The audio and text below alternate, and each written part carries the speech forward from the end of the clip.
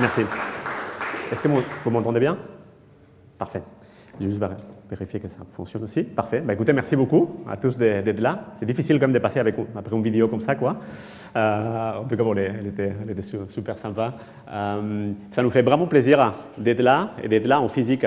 Je pense que je ne sais pas si c'est votre premier événement physique depuis quelques temps. Nous, c'est le cas.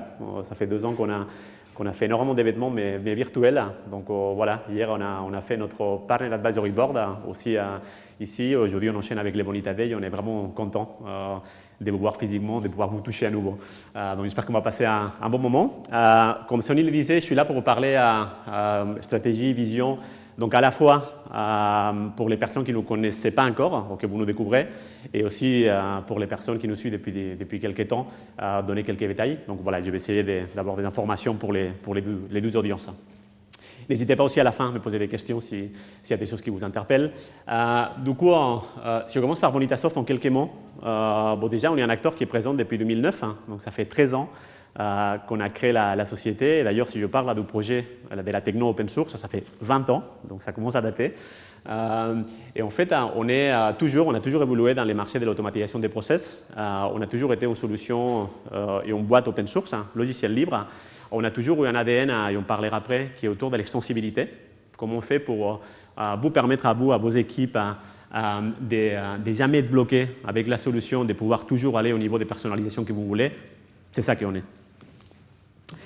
Pour vous donner un peu plus de détails sur quelles sont les problématiques clientes qu'on adresse, donc il y a 2 grosses problématiques clientes, si j'essaie de les résumer.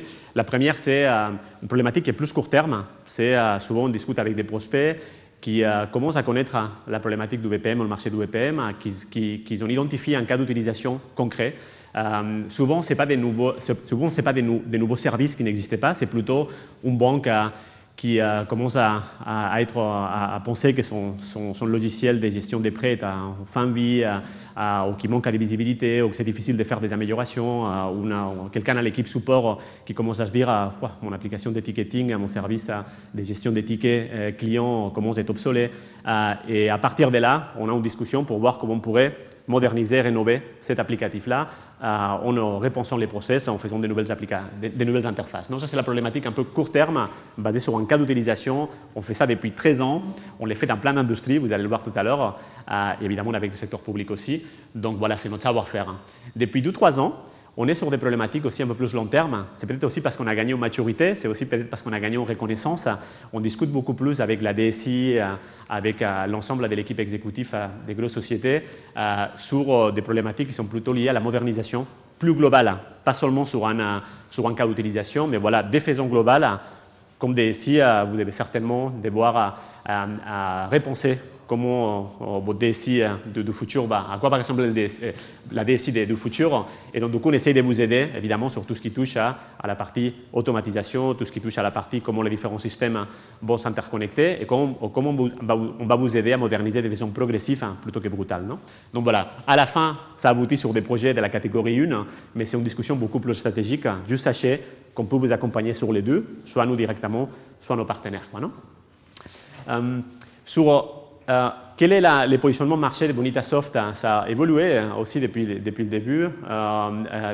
Depuis les dernières 6 ans, on travaille particulièrement, presque exclusivement avec des sociétés d'une certaine taille ou des organisations d'une certaine taille. Pourquoi? C'est notre logiciel et notre savoir-faire, il est particulièrement adapté aux projets complexes. Plus vous avez une complexité à gérer de votre côté en termes d'automatisation, plus on a l'habitude de faire et plus notre logiciel est adapté. Donc, du coup, par définition, on travaille avec des organisations, plutôt que, comme je disais, beaucoup avec le secteur public aussi, donc avec des organisations qui ont une certaine taille et qui ont soit une DSI présente, soit une capacité aussi de mobiliser des personnes techniques en plus du métier. Pour vous donner quelques chiffres, Sonny l'a bien rappelé, on va le rappeler tout au long de la journée. Évidemment, on est une société française, donc on a 35% de notre business qui est fait en France, mais on fait partie de ces sociétés françaises qui, depuis quelques années, dans le numérique, s'exportent bien à l'international. Donc, on a 65% de notre business qui est fait à l'étranger, donc 24% dans d'autres pays européens, en Espagne, mon pays d'origine, mais aussi dans les pays nordiques. On a toujours les États-Unis, qui est notre deuxième géographie, avec 21%. Bonitasoft a une filiale aux États-Unis depuis 2010, donc un an après la création. suis allé moi-même à l'époque essayer de développer la société sur place. C'est des très gros clients américains qui nous ont fait confiance. Et après, troisième géographie qui est très marquée, c'est l'Amérique latine hispanophone. Donc les trois langues officielles de Bonitasoft, c'est le français, l'anglais et l'espagnol. Et donc du coup, on a profité de notre savoir-faire et notre culture aussi latine hispanophone pour adresser le marché de l'Amérique latine. Il y a 12 indicateurs que je voulais vous partager. Vous allez voir, la transparence fait partie de nos valeurs, donc ça nous pose... il n'y a pas beaucoup de choses confidentielles chez Bonitasoft. Donc 12 indicateurs que je suis et que l'équipe de direction suit au quotidien et que tout le monde chez Bonitasoft connaît. Un, quel est le taux de renouvellement de nos contrats clients? Vous savez, on est un éditeur de logiciels dans lequel on fait des abonnements. Notre gagne-pain, c'est de vendre un abonnement annuel ou pluriannuel au logiciel. Et donc, du coup, ce qu'on mesure sur une année ou sur une période concrète, quelle est notre capacité à renouveler les contrats qui ont été signés initialement par nos clients. On est en moyenne depuis 4 ans à 92%. Qu'est-ce qui est intéressant? Ce n'est pas juste Miguel, c'est super pour les chiffres d'affaires. Pour moi, ça témoigne. On essaye vraiment de rendre à nos clients contents. Et on ne le fait pas tout seul, on le fait aussi grâce à des partenaires qui sont aussi mobilisés dans les projets. C'est un indicateur qui est clé, parce que si les clients ne sont pas contents, c'est rare qu'ils renouvellent.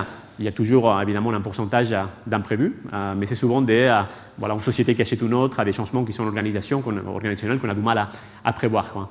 Et deuxième indicateur qui est très important pour nous, c'est le pourcentage de rétention. C'est quelle est notre capacité pourquoi le pourcentage de rétention il est supérieur à 100? C'est quelle est notre capacité à combler les 8% des contrats qu'on ne renouvelle pas avec des ventes à complémentaires aux clients existants. C'est notre capacité à vendre davantage aux clients qui sont dans la base. Encore une fois, un client qui rachète ou qui étend son utilisation, c'est qu'il est content. Donc à la fin, pour nous, c'est des mesures très concrètes de satisfaction cliente. Et ce qui nous permet aussi, depuis 4 ans, d'être une société profitable. Donc, on a connu aussi l'époque Bonitasoft, dans laquelle on levait beaucoup d'argent, dans laquelle il fallait se faire une place dans les marchés, dans laquelle il fallait développer très vite, et on n'était pas profitable, comme la plupart des startups. Cette étape-là a été, c'était jusqu'en 2015.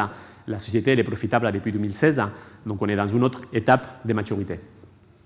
Voilà en quelques mots qui on est, à la fois sur les positionnements, les types de projets, un petit peu les géographies, ce qui est important pour nous.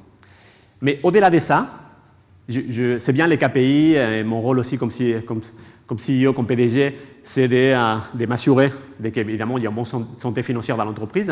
Mais ce qui m'importe aussi, c'est quel est l'essence. Bonitasoft, ce n'est pas que des chiffres, ce n'est pas juste un acteur dans un marché. On essaye d'être un peu différent. On essaye d'apporter un peu notre marque de fabrique. On va le voir. Je vais en parler largement tout à l'heure. Dans un marché qui est le nôtre, dans lequel tout le monde parle, que des personnes métiers, que des citizen développeurs, c'est super important, ce qu'il y en a dans la salle. Nous aussi, on n'oublie pas les équipes de dev. Et on a l'impression des fois de nager contre courant, mais il faut être un peu différent, quoi, non? Sinon, j'ai l'impression que tout le monde dans notre marché se ressemble et disent la même chose, quoi, non? On essaye d'être un peu différent, quitte à des fois à déranger un petit peu. En tout cas, on le fait toujours avec bienveillance et on le fait parce qu'on a des convictions profondes de qu'on peut apporter quelque chose que d'autres acteurs ne proposent pas. Nous aimons, je le disais, la croissance, évidemment, qui n'aime pas faire plus de projets et avoir plus de clients, mais on les fait toujours, ce qu'on appelle une croissance soutenable, durable. On essaye de faire le maximum de croissance possible tout en restant profitable et tout en garantissant qu'à la fois nos clients, nos partenaires et nos salariés, mes collègues, ils sont contents. On ne cherche pas à être la prochaine licorne, on ne cherche pas à créer à nouveau des pertes pour accélérer beaucoup plus vite. Ce n'est pas nous. C'est pas nous. Et je pense qu'il y a la place pour tout le monde. Et nous, on préfère bouger et on préfère évoluer avec une approche très qualitative. Du coup, évidemment, nos valeurs, j'espère que vous allez en voir quelques-uns, ou ressentir quelques-uns au cours de la journée. La transparence, je vais continuer à m'efforcer, et tous les collaborateurs aussi. La collaboration à tous les niveaux, en interne et en externe. L'excellence, c'est très lié à ce que je disais tout à l'heure. Et la méritocratie, qui est un mot compliqué en français, c'est plutôt la définition qui vient du logiciel libre des développeurs. La méritocratie, c'est plutôt la reconnaissance pour quelque chose qui est bien fait. Je sais qu'en France, la définition peut être un peu différente, mais c'est la définition qui vient un peu du logiciel libre. C'est vraiment le respect et la reconnaissance du travail qui est bien fait par quelqu'un d'autre. Comme je disais, un modèle économique basé sur les revenus récurrents.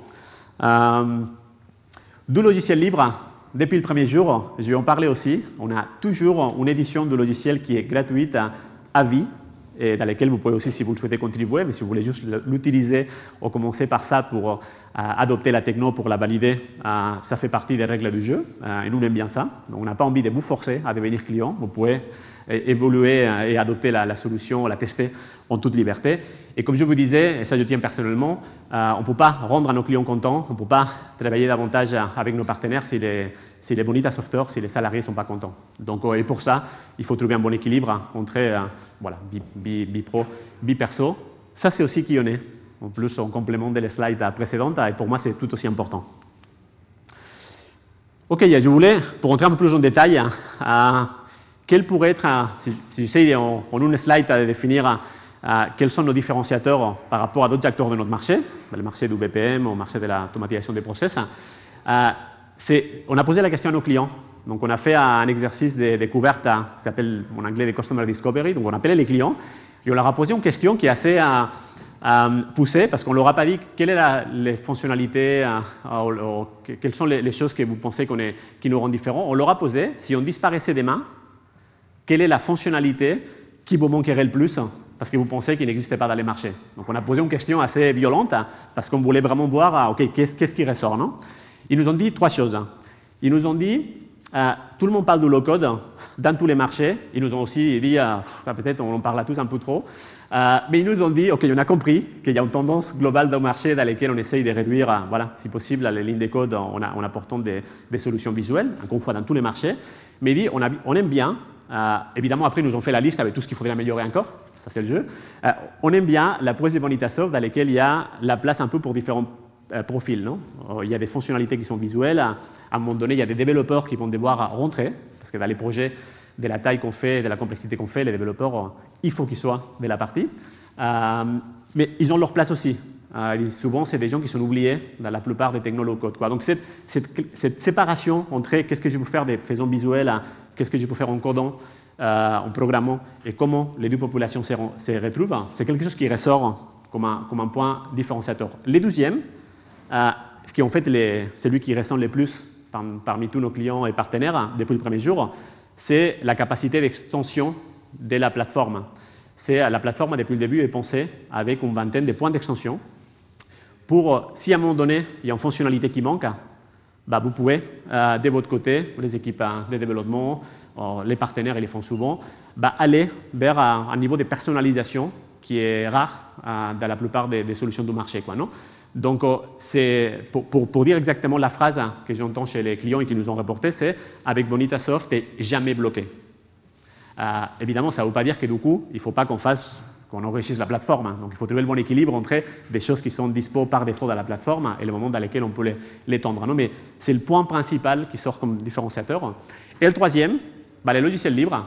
Je ne sais pas si vous êtes, j'imagine que si vous êtes là, pour ceux qui ne connaissent pas, c'est que vous êtes sensible au logiciel libre. Il y a de plus en plus des sociétés dans lesquelles ils comparent différentes solutions. Et s'il y a une solution qui est un logiciel libre et qui remplit évidemment les critères de qualité, ça va être une préférence pour eux. On a de plus en plus des gens qui viennent nous voir parce qu'ils sont en train de faire évoluer le système d'information avec des technologies open source. On a la chance en France qu'il y a des grands acteurs. Le dernier, celui qui me vient à l'esprit, c'est Talend, une grosse société dans la data intégration, acteur open source aussi, qu'on connaît bien, voilà, c'est des vraies pépites et des vrais succès français dans le logiciel libre. Donc, c'est vraiment très apprécié. Quelque chose donc ça, c'est un peu pour la partie technologique. C'est les 3 axes que les clients, dans tous les pays, on a posé la question dans différents pays, dans 3 langues, ils nous ont remonté. Les clients français, ils nous ont remonté quelque chose qui n'est pas du tout lié à la techno, mais que je voulais vous partager, c'est ce qu'ils aiment bien, c'est nous. Et ce qu'ils aiment bien, c'est qu'on y discute avec l'équipe pre-sales managée par Harris sur une avant-vente, qu'on y discute après avec peut-être Miguel Diaz sur les cycles commerciaux, qu'on après, à un moment donné, une fois ils ont signé, ils vont faire les meetings de démarrage avec l'équipe de Nicolas Chignardet sur la partie support.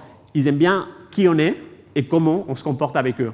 Après, évidemment, pour les clients dans la salle ou les partenaires, vous pourrez témoigner. Pour ceux qui ne voulaient pas encore, évidemment, là, il faudrait encore sur parole le tester, mais le but aussi d'organiser cet événement-là, c'est que vous puissiez échanger. Donc, poser ce genre de questions, en tout cas, c'est des choses qui sont importantes pour nous. Est-ce que c'est parfait? Est-ce qu'on ne fait jamais d'erreur? Non. Mais en tout cas, on essaye vraiment de mobiliser l'ensemble de la société dès qu'il y a le moindre souci avec un client, un partenaire, parce que ça fait partie du service qu'on vous rendra. Donc c'est quelque chose qui ressort, ça fait plaisir de voir aussi ça ressortir quand on pose la question de quels sont nos différenciateurs. Après, bon, ça c'est nos clients, nous, donc c'est bien, mais les marchés, évidemment, il y a plein de gens qui ne sont pas des clients Bonitasoft, donc il faut toujours discuter et regarder ce que les analystes vont raconter. On a la chance aujourd'hui, comme Sonny le disait, d'avoir IDC cet après-midi pour raconter aussi leur vision du marché du BPM, et particulièrement en France. Mais c'est intéressant aussi de voir est-ce que certains des analystes du marché, la plupart sont des analystes américains, ils racontent sur Bonitasoft, quoi. Je ne sais pas si vous êtes familier avec, bon, j'imagine Forrester, oui, c'est un des grands analystes du marché. Donc Forrester, évidemment, ils sortent ce qu'ils appellent leur wave. Il y a quelques mois, ils ont sorti une nouvelle wave sur les marchés. En fait, ils appellent ça Digital Process Automation. Pour les personnes, ce n'est pas nouveau pour nous. En fait, on était déjà dans cette wave, sauf que jusqu'à cette année, cette wave-là, elle était spécialisée sur deux types d'éditeurs. Les éditeurs qui traitaient des problématiques complexes d'automatisation des process et des éditeurs qui traitaient des problématiques moins complexes. Donc, il y en a une qui s'appelait Deep et l'autre qui s'appelait Wide, une profondeur, largeur. Et cette année, ils ont corsé la donne et ils ont tout mergé. Donc, ça veut dire qu'il y a plein d'éditeurs qui ne sont plus là parce que du coup, pour être dans ce rapport, il faut être bon à la fois dans les projets complexes et dans les projets qu'ils appellent plus en profondeur ou plus petits. Qu'est-ce qu'on en retient? Bon, on en retient que selon Forrester, on n'est pas les leaders. Bon, il faut être assez factuel pour l'instant. D'un autre côté, quand on voit qu'il y a en face, il y a Microsoft, il y a ServiceNow, il y a Pegasystems, bon, c'est des multinationales, donc c'est un peu prétentieux de dire qu'on est leader dans ce marché-là. Mais ce que je vois aussi, c'est que Bonitasoft, c'est le seul acteur open source. Il n'y a pas d'autres acteurs en logiciel libre classés par Forrester, à niveau mondial, pas qu'en France, à niveau mondial. Et d'ailleurs, c'est les titillent, parce que quand on discute avec Forrester, on les connaît depuis des années. Voilà, les logiciels libres, les personnes ou les éditeurs qui parlent aussi à une population technique et pas seulement au métier, ce n'est pas dans leur ADN, quoi, mais on y est. Et mis à part, je pense, Exxon Ivy, c'est une boîte suisse, on est les seuls acteurs européens, open source ou pas open source, quoi. Donc c'est un marché dominé par des Américains, c'est un marché qui est en train de se concentrer, et je pense qu'il faut, voilà, donc il faut rester différent. Qu'est-ce qu'ils disent de nous? Ils sont, Forrester, assez surpris de dire par rapport à qui on est, par rapport à la taille du marché, par rapport à la taille de l'entreprise, quelle est notre capacité à pas seulement jouer dans ce marché, mais à sortir. Donc, depuis quelques années, on sort Pega des deals, on sort Appian, on sort IBM, on sait faire. On les sort à chaque fois, non, sinon on serait les leaders du marché, mais on sait faire et on a la maturité, la crédibilité. Donc, c'est reconnu par Forrester. Et évidemment, il est reconnu aussi que si vous avez des problématiques complexes, si vous avez des équipes techniques, là, il y a une vraie différence à utiliser Bonita par rapport à d'autres plateformes. C'est pour ça, bon, c'est plutôt bien parce que c'est aligné avec les messages qu'on passe, quoi. Je vais sortir un deuxième rapport d'analyste. Celui-ci, c'est Sparkmatrix. C'est un rapport d'analyste en Inde. Bon, comme quoi, pour eux, on est des leaders, quoi. Bon, honnêtement, je trouve ça un peu excessif, quoi, peut-être, mais pour eux, on est, vous voyez Bonitasoft là-bas, tout en haut à droite. Mais le constat, c'est un peu la même chose. C'est côté open source, je pense que dans celui-ci, on voit Red Hat, qui fait partie du quadrant avec les différents outils qu'ils ont aussi de côté gestion des règles. On voit un acteur allemand comme Camunda, mais voilà, il y a deux acteurs open source et deux acteurs européens. Donc un peu le même constat avec un classement un peu différent parce qu'ils regardent aussi différentes choses. Les gens de Sparkmatrix sont beaucoup plus sensibles à comment les équipes de développement ils sont intégrées dans les projets. C'est pour ça que notre classement il est plus élevé, quoi, non? Mais bon. Et ils disent un peu la même chose, quoi. C'est que pour pouvoir être dedans, il faut avoir un minimum de fonctionnalités. Sinon, on ne peut même pas jouer.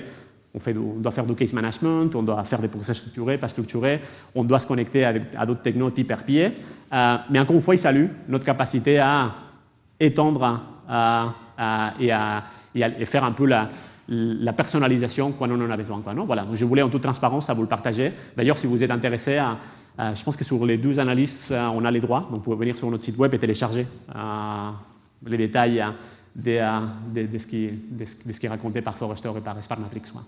En tout cas, c'est intéressant de voir que les analystes ils remontent à une vision qui ressemble à celle qu'on essaie de pousser.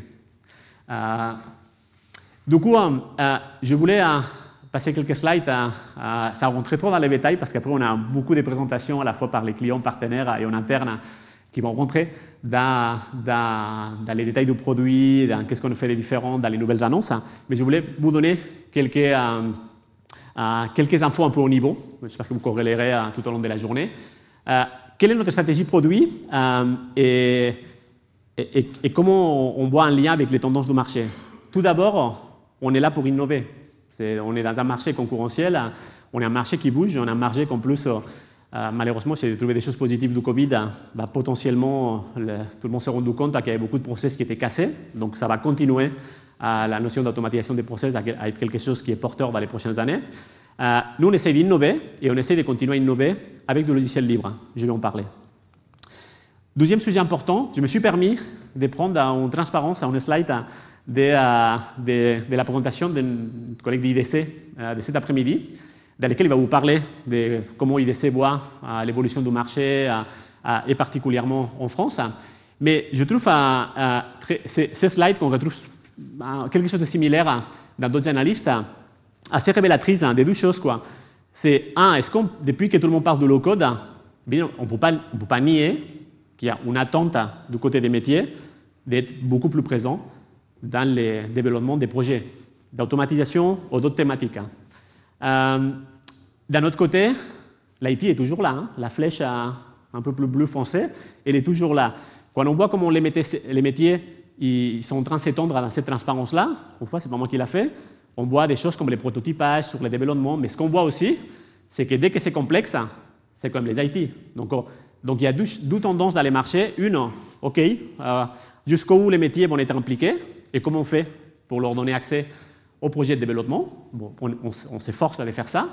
Et deux, il y a les professionnels de l'IT, les équipes de développement, qui sont toujours là et qu'il faut qu'on leur offre quelque chose. Non? Et on pense chez Bonitasoft qu'en plus de servir les métiers, il faut aussi qu'on sert les IT. On les a un peu oubliés dans ce marché et on ne rougit pas de dire on les aime. D'ailleurs, s'il y a des IT dans la salle, on vous aime et on les sert aussi. On essaye de faire des outils qui servent pas seulement les personnes du métier, mais aussi les équipes de dev, parce qu'à la fin, les vrais projets complexes, ils sont réalisés par eux, en grande partie. Non? Donc, voilà, donc ça fait partie aussi de qui on essaye d'être dans ce marché, de comment on essaye de pousser. Oui, vous allez voir dans les présentations qu'il y a énormément de fonctionnalités qu'on fait pour rendre la plateforme accessible aux métiers, mais on n'oublie pas qu'il faut qu'on propose aussi des solutions low-code pour les développeurs, pour les IT. Une fois on s'est dit ça, je voulais juste vous rappeler rapidement quelles sont les grosses avancées qu'on a rajoutées dans les produits ces derniers mois. On n'a pas eu la chance de se voir, comme je disais, physiquement. Donc, quelque chose qu'on a annoncé l'année dernière et que je voulais rappeler, c'est intéressant aussi si vous le découvrez, c'est en fait, comme vous voyez tout en haut, 2021.1, c'est la façon dans laquelle on a dénommé les versions du produit. 2021.1, c'est la première version du logiciel qu'on a sortie dans l'année 2021. Pour info, on en sort 2 par an. Donc, il y a 2021.1, 2021.2, et là, évidemment, on vient de sortir 2022.1. C'est pourquoi je parle de 2021.1, quelque chose qui date d'il y a un an. Parce qu'en fait, on a décidé de continuer à innover dans notre marché et on a mis dans la version gratuite, dans la version open source, toutes les fonctionnalités qui concernent le développement. Donc, tous les outils de définition des process, de création des IHM, des interfaces, de création des data, les moteurs d'exécution, sans aucune limitation, ils sont dans la version gratuite. Vous pouvez juste aller sur notre site web, la télécharger, commencer à l'utiliser, regarder la doc qui est accessible gratuitement, poser des questions dans les forums. Toutes les fonctionnalités sont maintenant en open source. Donc, ce n'est pas un petit sujet. Est-ce qu'on a pris des risques? Potentiellement, mais nous, on préfère qu'il y ait beaucoup d'adoption en bas pour qu'après, il y a plus de transformations en termes de clients. Donc, évidemment, on a gardé des choses dans notre version commerciale, ce qu'on appelle la version souscription, mais on a gardé des choses qui sont vraiment pour gérer la prod. Donc, tout ce qui est sécurité, tout ce qui est monitoring, tout ce qui est scalabilité, par exemple cluster, ça, c'est dans la version souscription. Donc, ça veut dire que vous pouvez largement, pas seulement tester, mais faire un projet avec, commencer en tout cas à évaluer la techno avec la version communautaire, et après, évidemment, passer en version souscription de façon beaucoup plus transparente. avec des fonctionnalités qui sont plus liées à la gestion de la prod, quoi, non? Donc ça, on l'a fait l'année dernière. Deuxième point, j'ai beaucoup parlé de la partie low-code de façon générale. De façon concrète, je voulais vous donner quelques éléments de comment on traite les low-code à la fois pour les développeurs et à la fois pour les personnes du métier, avec des fonctionnalités qu'on a rajoutées l'année dernière. Donc, vous l'avez dans la version si vous la téléchargez aujourd'hui. Les premiers, on a complètement externalisé la création de ces fameux points d'extension pour que les équipes de développement qui ont déjà leurs outils, les équipes de dev d'habitude, si on est dans la salle, vous avez déjà votre IDE pour coder, vous avez déjà votre outil favori d'intégration continue, vous avez certainement vos outils de test.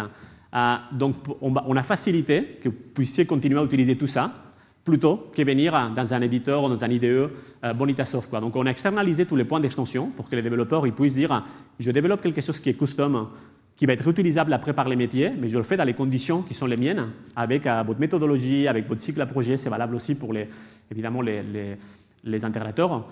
Et une fois que j'ai fini, je le rajoute au produit, je rajoute une nouvelle fonctionnalité qui va être réutilisable par plein de gens dans les métiers. Donc, cette externalisation pour donner de la liberté aux personnes techniques, ça a été fait l'année dernière. Et on va continuer, évidemment, à l'enrichir. D'un autre côté, on pense aussi au métier. Il ne faut pas retirer de mon talk d'introduction, Miguel n'aime pas les métiers, ce n'est pas du tout ça. J'imagine que vous avez vu la nuance. On a continué à renforcer les fonctionnalités graphiques ou visuelles pour les personnes du métier, avec par exemple des nouvelles vues qui permettent de composer justement un projet BPM en réutilisant pas mal des composants présents dans la plateforme ou des extensions qui sont réalisées par les équipes de dev. Donc, on a créé aussi cette notion de marketplace. C'est un marketplace privé, je vous rassure. Enfin, c'est des choses qui sont soit développées par Bonita, soit des choses qui sont développées par d'autres équipes, et c'est pour faciliter les travaux entre les deux. Donc, c'est vraiment un outil pour améliorer la collaboration entre les métiers et les développeurs. Et on va continuer. Et troisième point que je voulais signaler, on a dans toute solution d'automatisation des process, dans toute solution de BPM, tous les éditeurs, nous aussi, on fournit des applications clés en main génériques pour voir à votre corbeille des choses à faire, pour administrer la plateforme et autres. On les a complètement refaites suite à votre feedback, suite à des années d'échanges. On les a fait avec notre plateforme. Ça veut dire que les nouvelles outils, ils sont faits avec notre outil Bonita. Donc, ça nous a permis d'énormément améliorer les fonctionnalités du produit. Et ça vous permet, vous, de les réutiliser pour les étendre. On a eu, je ne sais pas combien de discussions toutes ces années, et je pense qu'on n'est pas les seuls éditeurs dans les BPM de les avoir. En fait, j'ai un projet dans lequel j'aimerais bien réutiliser tel quel votre corbeille de tâches, mais je voudrais changer 2 ou 3 choses, quoi. Et c'est toujours compliqué, parce que si vous n'avez pas prévu pour ce niveau d'extensibilité, c'est toujours compliqué. Maintenant, c'est possible. Et ce n'est pas seulement que c'est possible, c'est que vous pouvez l'importer dans Bonita et directement continuer à l'éditer, à la personnaliser avec les mêmes éditeurs que vous utilisez pour créer d'autres applications, quoi. Donc ça, c'est quelque chose qu'on a fait. Du coup, vous allez voir aujourd'hui, Sony en parlait, on aura Florent, je pense qu'il y a notre équipe produit qui va présenter, à faire une petite démo aussi de la toute dernière version du produit, c'est la 2022.1 qu'on a sortie il y a quelques jours. Celle-ci, c'est une version du produit qui vise particulièrement les populations techniques sur des sujets qui, pareil, vous nous avez remontés, particulièrement les équipes de dev et particulièrement nos partenaires intégrateurs. On a des nouveaux outils dédiés pour faire du test.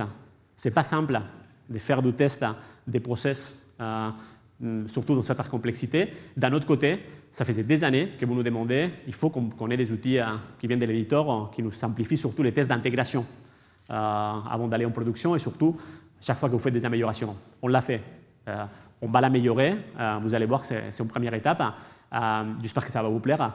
C'est quelque chose qui vient de sortir. Deuxième point, on a de plus en plus, il y a quelques clients dans la salle, il y a de plus en plus de déploiements cloud qui se font, mais il y a de plus en plus de déploiements qui sont hybrides, cloud privé, dans lesquels vous nous parlez de plus en plus de Docker, vous nous parlez de plus en plus de Kubernetes.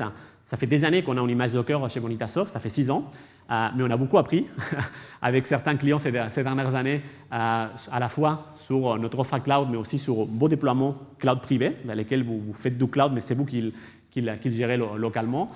Et donc, du coup, on a beaucoup amélioré dans cette version l'image Docker pour que ce soit beaucoup plus simple à configurer, pour que ce soit beaucoup plus simple à monitorer.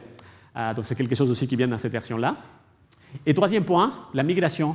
C'est toujours un peu pénible quand vous êtes sur une version de devoir et vous voulez passer à la version supérieure de maintenance, de le faire de façon transparente. Donc voilà, on travaille sur ça depuis des années. On essaye d'améliorer comment cette migration d'une version que vous avez en production de Bonita de la plateforme à une autre, là le focus c'est les versions de maintenance, comment on peut faire ça de la façon la plus transparente possible, voire complètement automatique pour les versions de maintenance.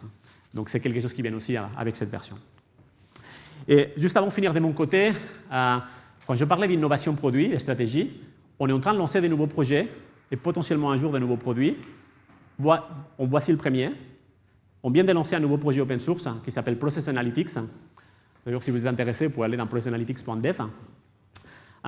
C'est un projet qui est pour l'instant ciblé pour les développeurs parce que c'est des librairies qui sont prêtes à l'emploi pour que les équipes de développement puissent les intégrer. De quoi il s'agit? On a vu qu'il y a énormément de problématiques que vous nous avez remontées, pas seulement liées à Bonita, mais sur comment visualiser et monitorer l'exécution des process qui sont valables au-delà de notre marché. Quand vous faites de l'RPA, cette notion de process est liée. Quand vous essayez de découvrir un process existant avec des outils de process mining, cette problématique existe. Quand vous faites de la BI et à un moment donné, la data que vous êtes en train de récupérer est une data process, cette problématique, elle est là, mais personne n'adresse cette problématique de façon générique. On essaie de le faire. Donc, on a lancé un projet open source qui est indépendamment des sources de données. Il faut juste que la source de données soit un peu connotée process, donc il y a une étape qui suit une autre. Indépendamment si c'est Bonita ou pas Bonita, vous pourrez visualiser et monitorer vos process en utilisant une norme qu'on connaît bien, que peut-être vous connaissez bien aussi, qui s'appelle BPMN, qui est une notation graphique. Et donc, c'est vraiment pensé, comme je disais, facile à intégrer. Et les cas d'utilisation qu'on voit, c'est soit vous êtes une société de conseil, une société d'intégration et vous voulez l'intégrer dans un de vos projets, même s'il n'y a pas Bonita. Soit, évidemment, nous chez Bonita, on est les premiers à l'intégrer, on va commencer à l'intégrer pour renforcer certaines fonctionnalités de la plateforme, mais certains de nos partenaires, des solutions d'RPA, des solutions de process mining, BI et autres, même des IDE, pourquoi pas, ils pourraient l'intégrer. Et donc, du coup, on joue le jeu de l'open source, complètement gratuite, aucune contrainte, facile à intégrer, et on va continuer. Donc, on a même une équipe dédiée chez Bonitasoft pour faire ça. Non? Évidemment, on va l'intégrer progressivement dans les produits aussi, parce qu'on a plein de cas d'utilisation qu'on a en tête. Non? Hier, pendant notre Partner Advisory Board, on disait, écoute, est-ce qu'on ne pourrait pas l'intégrer pour aussi les fonctionnalités des tests, pour visualiser graphiquement comment les tests sont faits? Pourquoi pas? En fait, on commence à voir qu'il y a potentiellement beaucoup de cas d'utilisation, donc on réfléchit à ça, et on va essayer de les implémenter progressivement. Et je vais finir avec cette slide de Focus France. Ça fait toujours bizarre, j'imagine, avec un fort accent espagnol, voir Cocorico et Miguel qui sont en train de parler de Focus France. Mais on est français, on est une boîte française. Je ne suis pas français, mais c'est le nouveau, comme il disait Sony, Made in France. Ça fait 13 ans qu'on est là. Il a fallu qu'on développe la société à l'international pour avoir une crédibilité en France. C'est pareil en Espagne. Souvent, il faut cette reconnaissance internationale pour percer dans son pays d'origine. On est prêt, on l'a fait, on a des sociétés, pas seulement du CAC 40, on a l'équivalent aux États-Unis, en Espagne, en Amérique latine, et on se dit qu'il est temps de croître davantage dans les marchés français. Donc oui, on va beaucoup en parler, parce que les prochaines années, on va surtout développer la France et les pays francophones. Non? Donc voilà, c'est pour ça qu'on en parle, c'est pour ça qu'il y avait le teasing aussi en début. Il est important, et on pense que le marché français il est très demandeur de ce genre de techno. Donc, on peut être très présent. Non? Je vous le disais, je ne sais pas si vous le savez, mis à part les 35% des chiffres d'affaires qui viennent de France, on a 10 clients qui sont en 440 déjà. Donc, voilà, on les a signés après d'avoir signé l'équivalent dans d'autres pays, mais ça commence. Ça commence. Et comme je vous disais, on sait sortir TIBCO, on sait sortir Pega, on sait sortir Appian. Donc, faites-nous confiance, en tout cas, posez-nous la question. On va un peu blanc, mais je ne sais pas si vous voyez exactement, mais société, comme je disais, profitable, qui est solide financièrement. Je ne sais pas si vous avez vu, la semaine dernière, on a annoncé, il y a 2 semaines, pardon, on a annoncé un nouveau tour d'investissement. Donc, en fait, on a amené un nouveau investisseur. Il n'a pas mis de l'argent, donc on a rajouté un nouveau investisseur qui a racheté les parts des anciens investisseurs. On avait 4 investisseurs depuis 13 ans. On sentait que c'était la fin d'un cycle, ça était là depuis le début. Ils avaient moins de pouvoir de frappe si on en avait besoin. Et on voulait simplifier l'actionnariat avec un seul investisseur plutôt que 4. Non? Donc, évidemment, on est hyper content de qu'ils nous aient accompagnés. Je les remercie encore.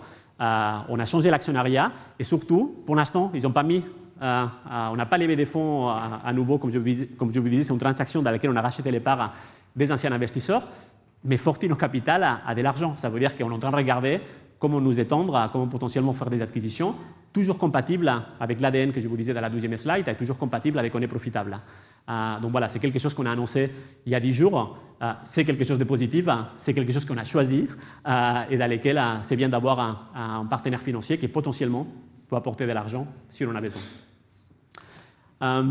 Et je vous le disais, quelque chose que je pense qui est important, ce n'est pas seulement qu'on est un éditeur français, c'est que la propriété intellectuelle est en France, c'est à Grenoble. On a beaucoup de gens qui travaillent dans plein d'endroits en France, mais le lieu dur de développement, l'équipe des devs, il est exclusivement en France, avec une propriété intellectuelle qu'on soigne particulièrement en France. Donc, soit vous nous avez vus, de plus en plus ces derniers temps sur BFM, il y a Charles, le cofondateur, soit vous allez nous voir, je vais avoir la chance de participer aussi à différentes émissions, la prochaine en date avec Michel Denisot, on va être beaucoup plus présent dans les événements en France. Juste quelques exemples, on va être très présent en France. Donc voilà, on va être là, c'est le bon moment pour nous, on va continuer et ça ne va pas s'arrêter seulement cette année. Non ? Merci beaucoup. Si vous avez des questions ?